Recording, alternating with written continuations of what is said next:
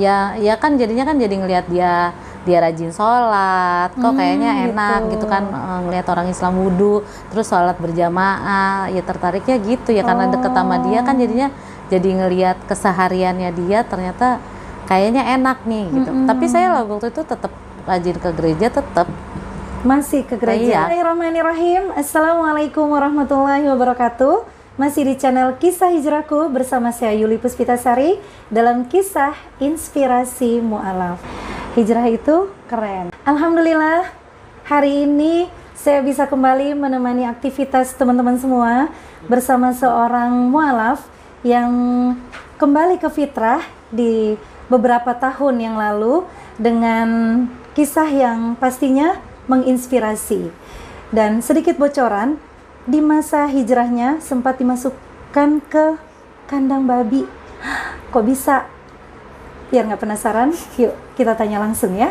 Assalamualaikum. Waalaikumsalam warahmatullahi wabarakatuh. Apa kabar, Bu? Alhamdulillah sehat. Alhamdulillah. Sebelum masuk ke proses hijrah, nama lengkap dan background keluarga dan agama sebelumnya, silakan Bu. Nama lengkap saya Desima Kristina, background keluarga saya dari Sumatera Utara, Batak Toba, agama sebelumnya Kristen Protestan. Batak Toba ya, karena Batak itu ada macam-macam juga ya, ada Karo, ya. Apalagi Simalungu, Toba, Simalungu. Kalau Toba sendiri mayoritas Kristen. Iya, Kristen. Kalau Ibu sendiri lahir di sana apa? Saya kelahiran Jakarta. Makanya kan namanya Desima, lahirnya di bulan Desember. Oh, Desima itu? Desember. Kalau nama Kristennya tadi siapa? Desima Kristina. Desima Kristina. Nama Muslimnya Haifa Nur Fatimah. Haifa Nur Fatimah. Masya Allah. Bagus banget namanya. Saya panggilnya Bu Haifa ya? Iya, boleh. Bu Haifa, kalau background pendidikan? Saya TK SD itu dari sekolah Katolik namanya Marsudirini. Itu di Jakarta Utara, Tanjung Priuk. Nah, ketika orang tua saya punya rumah di Bekasi, jadi kami semua pindah ke Bekasi, sekolah di SD negeri, SMP negeri, dan SMA negeri. Gitu. SMA negeri. Jadi sempat mengenyam pendidikan di SD Katolik ya.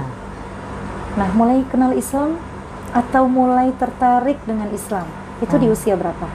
Ya, ketika SMP ya. Oh, SMP. SMP kelas 3 waktu itu. Ya itu karena saya ngelihat orang Islam baik, teman saya baik, ketika dibully sama kita dia tetap baik. Nah, saya penasarannya di situ gitu. Dibully gimana sih, Bu? Ya dikatain gitu kan, anak-anak kan iseng gitu. Masih SMP masih suka jail gitu ya. Dibilang kayak ngelihat orang yang jalannya feminim ya namanya ya gitu dah. Kalau anak-anak SMP gimana sih pada umumnya kan. Nah, ketika ngelihat teman saya yang itunya kok dia nggak marah, nggak ini dikatain. Mungkin kali gini, kalau teman-teman saya yang itu nggak sukanya kali dia ini karena disukai nama cowok-cowok karena kan kalem.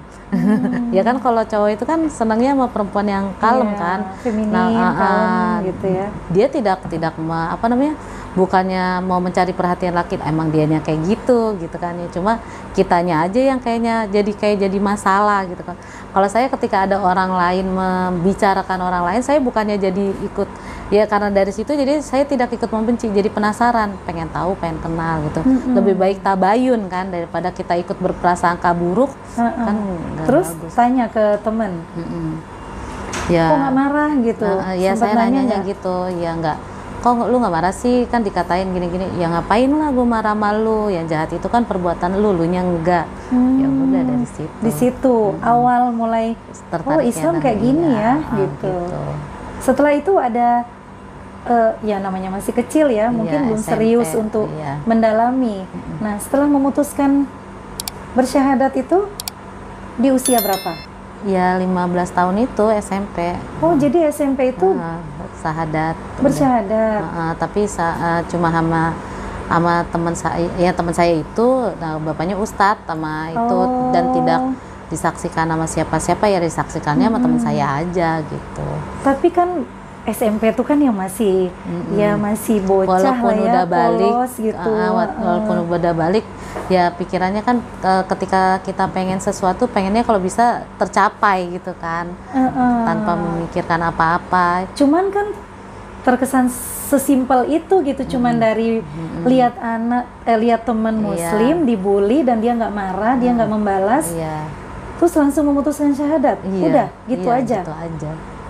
Ya tertariknya gitu, terus ya kan ngelihat apa ya kan jadinya kan jadi ngelihat dia rajin sholat, kok kayaknya enak gitu kan, ngelihat orang Islam wudhu terus sholat berjamaah, ya tertariknya gitu ya, karena deket sama dia kan jadinya jadi ngelihat kesehariannya dia, ternyata kayaknya enak nih gitu. Tapi saya waktu itu tetap rajin ke gereja, tetap masih ke gereja. Iya, ya kan sama orang tua kan ke gerejanya gitu.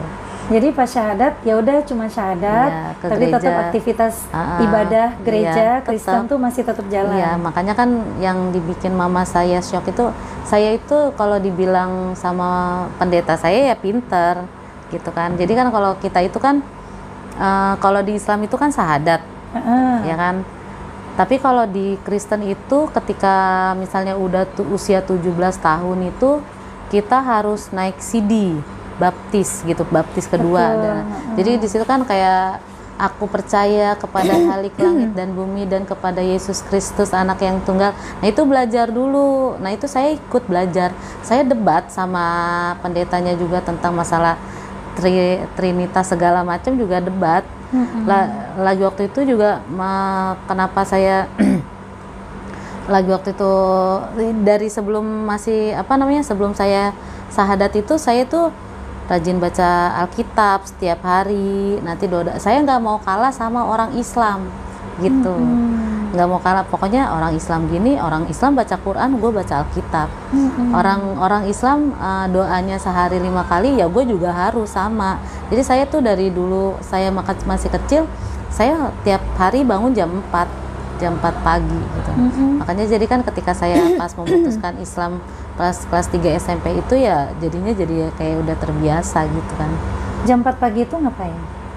Lagi waktu pas saya sebelum syahadat itu, ya itu doa pagi, baca Alkitab gitu. Terus mama saya itu gini bilangnya, Tin, kan dipanggilnya Christine kalau di rumah kan, jangan baca Alkitab tiap hari, nanti kamu gila gitu kan. Lah kok jadi gila gitu kan ya. Gitu. Tapi saya enggak, saya tetap baca Alkitab tiap hari gitu kan. Saya baca tuh dari kejadian, pokoknya saya urutin semuanya kan. Kalau ya kan kalau kayak ketika lagi ke gereja itu kan hanya ya kayak kita ngaji kan. Ngaji itu cuma hanya ayat ini, buka ayat sekian, diinikan gitu kan. Nah tapi kan kalau kita orang Islam, sekarang saya ngomongnya Islam, kita jadinya kan harus tadarus. Betul. Ya kan, baca Al-Quran dan artinya gitu kan, biar paham, kalau bisa jadi Al-Quran berjalan. Betul. Nah itu saya ketika lagi waktu pas itu belajar Alkitab itu maksudnya gitu, nggak taunya sama Allah yang belokkan kan, jadinya saya jadi tertarik Islam. Jadi termasuk Kristen yang taat juga ya, karena mempelajari Alkitab, baca setiap hari, ibadah rutin. Dulu waktu masih Kristen, termasuk aktif juga nggak di gereja? Saya guru sekolah minggu, jadi pegang anak-anak. Jadi guru sekolah minggu, sempat jadi guru sekolah minggu juga. Iya pokoknya pas kan saya dari kecil sampai itu pokoknya emang aktif. Kan ke kelas 3 itu kan saya masuk Islam kan, ceritanya Islam lah gitu. Tapi kan tidak diketahui orang tua. Tapi saya tetap ke gereja, tetap ngikutin kegiatan gereja juga tetap. Tapi saya melakukan hanya kayak menutupi gitu kan, menutupi sampai dipaksa. Jadi dari kelas 3 SMP sampai kelas 2 SMA itu kan jadi kayak gimana sih, bermuka dua lah gitu ya. Islam juga, Kristen juga kan. Nah terus cuma saya tidak mau makan babi. Nah itu diketahui nama adik saya. Jadi adik saya itu kalau saya curiga ya, sholat malam-malam dia ternyata ngintip. Saya sholat pakai mukena, sholat ini gitu kan. Enggak, saya gitu, dia ngadu kan, enggak. Terus akhirnya gini, yang puncaknya kan si Christine kan nggak mau makan daging babi lagi gara-gara dia udah Islam, tahu mak gitu. Kalau ngomong sama mama mungkin masih nggak didengar. Tapi nah ketika lagi pas itu bapak dengar, saya langsung digampar, dilempar babi ke piring saya disuruh makan. Itu saya udah ya gitu pokoknya. Kayak gitu lagi waktu pas ya itu proses yang pokoknya ngumpet-ngumpet ya SMP antara SMA itu kayak gitu pokoknya ya apa namanya bersembunyi di tempat terang gitu ya ya kan jadi kan menyembunyikan karena lagi waktu itu saya belum kenal Islam, tidak seperti sekarang mungkin kalau saya misalnya ada yang mualaf, kalau misalnya saya mau cover saya bisa kalau sekarang gitu melindungi gitu, kalau dulu tidak ada yang melindungi saya jadinya ya bertahan di situ dan saya juga tidak mau putus sekolah dan jadi anak jalanan, saya nggak mau gitu. Ya udahlah di sini dulu, ya itu kata teman saya, udah jangan ini dulu, ikutin orang tua dulu. Tapi kan lama-lama nggak tahan, ya itu akhirnya nelpon orang tua, pengen masuk pengen apa namanya, pengen pakai jilbab, pengen ke pesantren. Nah mama saya tuh wah nggak boleh, pokoknya nggak boleh pulang. Saya tutup langsung teleponnya. Nah terus mama saya nyari ke teman-teman saya, nyarinya ke teman saya yang ketua OSIS, dikasih tahu nginepnya di sono Bu, tapi sayanya udah kabur ngumpet, nggak ketemu, jadinya ya itu dijemputnya di sekolahan gitu. Jadi SMP tuh udah syahadat di ustadz temen orang tua temen ya? Iya, orang tua temen tapi masih ibadah, masih tetap kegiatan gereja sama di rumah dilakukan ya. SMA itu kok bisa memutuskan pengen pakai jilbab? Ya itu karena ketika lagi pas saya itu kan di SMA 1 itu kan ada keputrian, ikut keputrian, terus saya ikut OSIS juga walaupun saya ambilnya teater. Nah anak OSIS di situ semuanya Islam, pakai jilbab yang semua perempuannya, kalau laki-laki kan enggak. SMA negeri kan? Iya, SMA negeri 1 Bekasi. Masya Allah. Nah saya gini, lah kok aku Islam tapi kok aku nggak pakai jilbab, kan kita ya udah dapat ayat-ayat untuk menutupi aurat gitu kan ya. Nah itu di situ memutuskan pengen pakai jilbabnya itu karena ngelihat lingkungan saya menutup aurat sayanya masih telanjang gitu. Tapi ya sebenarnya gini, kadang-kadang banyak, bukan hanya Kristen ya, yang Muslim pun kalau emang hidayah itu belum dapat, nggak ada kegelisahan dia untuk pingin pakai jilbab. Jadi emang itu hidayah ya. Karena ada kegelisahan, ada keinginan yang kuat untuk pakai jilbab sampai memutuskan nelpon orang tua. Nah, respon orang tua gimana? Ya marah sama sedih sih, tapi cuma dia nangis pasti ya. Mungkin dianya lebih menahan egonya kali, karena kan pengen anaknya kalau bisa kembali kan. Karena ya kan kebetulan mama saya juga guru, kalau seandainya dia marah takutnya anaknya malah tambah lari jauh. Akhirnya dia tahu kalau saya itu tidak bisa melihat mama saya nangis. Jadinya gini, udah kau bunuh aja mama. Jadi dikasih pisau gitu, lagi habis jemput kan, saya yang jemput bapak saya, mama saya di rumah udah nangis-nangis, udah pokoknya udah nggak karu-karuan dah. Kau bunuh aja mama. Saya juga itu dimasukinnya ke kamar, takut kabur lagi sayanya. Dikunci? Iya. Kau bunuh aja mama, kalau sana enggak, saya enggak. Kau bunuh aja tuh sambil ngasih pisau? Ngasih pisau, ya pisaunya saya geletak, sayanya ikutan pingsan. Nah udah gitu akhirnya saya tuh kayak diobatin sama kayak pendeta gitu kan. Jadi ya dibilangnya saya itu kemasukan setan. Terus dia nyemplungin kayak lada gitu ke air. Nah yang tenggelamnya berapa, yang ngambangnya berapa. Nah dibilangnya ya nggak tahu dah itu klinik apa gimana ya bagi orang mereka. Dibilangnya ini dia punya bakat, nanti katanya bakatnya bisa nyembuhin orang apa gimana gitu kata pendetanya itu kan. Makanya ini dia diincer. Jadi dibilangnya gitu, saya Islam itu ada yang ngincer nanti gini. Nah ya orang tua saya percaya. Ya udah mendingan dibuang aja ke Medan biar nyebrang laut, biar hilang semuanya setannya gitu. Jadi itu kelas 2 selesain ujian langsung pulang, langsung dibawa ke Medan. Gitu. Tapi kan orang tua tinggal di sini. Nah, di Medan tinggalnya sama nenek. Sama tante. Setelah di Medan? Nah, kan tante itu dapat informasi dari mama, begitu ya pokoknya nggak tahu. Pasti udah dengar cerita lah gitu ya. Nah, dia itu malah pikirannya lebih kolot lagi dari mama saya kan. Nah, jadi kata dia terkadang emang saya di sana juga suka pingsan, suka apa, dibilang Di suka Medan? suka kayak orang kemasukan. Emang saya juga dari dulu kalau orang Batak bilang itu bahasa Bataknya gitu ya, parmata begu gitu. Maksudnya bisa ngelihat yang gaib-gaib. Tapi kan itu kan ya dulu gitu kan. Ya karena saya belum meyakini Allah, jadi saya bisa melihat itu semua. Nah karena itu lagi dibilangnya karena Islam lagi, jadinya masih melihat Jadi kayak tetap gitu. yang disalahin Islamnya ya. Nah biar setannya keluar, dimasukin lah saya ke kandang babi. Lah itu babinya kecil-kecil ngok gitu kan, orang ada masuk orang kan dia lari-lari, rasanya kan gini-gini. Jadi ini saya dulu SMP kalau pulang tuh saya lewat di jalan yang mayoritas Kristen, itu ada kandang babi juga. Dan seingat saya yang nggak bisa saya lupa sampai sekarang tuh kandang babi itu bau banget. Iya bau banget. Dan Bu Haifah dimasukkan ke kandang babi. Kandang babinya juga nggak begitu gede, kecil. Itu berapa lama? Sebentar aja sih, karena sayanya kan kabur, loncat. Bukan babinya yang kabur ya? Enggak. Lah daripada saya diseruduk. Ya Allah. Langsung kaburnya ke wartel, laporan, nggak mau, pokoknya nggak mau di sini, maunya pulang, saya gituin kan. Akhirnya tante saya dikasih tahu, tolong jangan diituin, jangan dikerasin gitu kan. Ya kan namanya kalau itu kan saya bisa nekat juga kan, mau kemana kek, namanya udah ketakutan kan. Ya udah akhirnya tantenya udah jadi dikurangin lah itunya. Ya pokoknya nah itu ya kan ceritanya kemarin ketika saya pas murtad lagi gitu kan, jadi kayak meyakini lagi kan kalau Yesus itu penyelamat, itu segala macam. Jadi ke gereja gitu kan. Nah lucunya itu ketika saya nyanyi apa gimana gitu kan, euforia gitu, girang gitu kan kalau di gereja. Tapi di dalam hati itu tetap gitu, la ilaha illallah. Di dalam hati gitu, ini apaan sih gitu kan ya? Apaan sih gitu. Ya sama tante saya semuanya pokoknya saya diajakin ke gereja. Jadi secara lahiriah, lisan itu mengikuti euforia yang situasi kondisi di dalam gereja, tapi hatinya tetap ingat Allah ya. Ya pokoknya la ilaha illallah gitu, la ilaha illallah. Dia kan apaan sih gitu kan, enggak gitu, saya gitu, jadi kayak perang batin gitu. Tapi ya udah ya sampai akhirnya karena di sana juga nggak betah.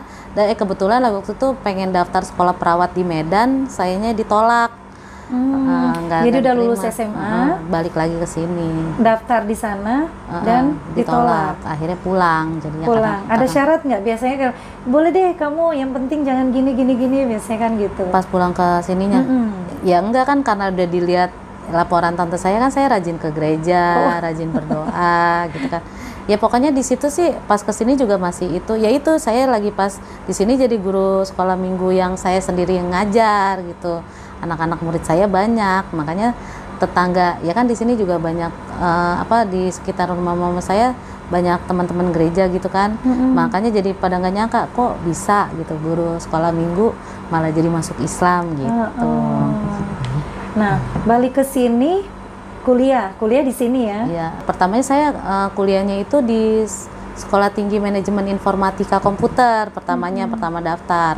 Tapi ketika saya udah ngajar, alhamdulillahnya ada peluang untuk kuliah di Al-Azhar Blok M. Kuliah di Al-Azhar Blok M itu juga yang daftarin bukan saya, mama saya. Nih udah mama daftarin katanya gitu. Padahal nih Al-Azhar ya. Tapi janji ya jangan masuk Islam lagi.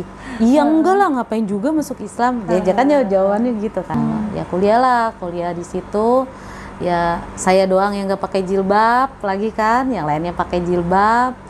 Nah salah satu dosen saya itu tuh masya Allah kalau dibilang orang sekarang tuh Islam garis keras. Jadi kalau ngajar itu padahal dia ngajarinnya tentang lingkungan hidup, tapi yang diajarinnya tentang keislaman.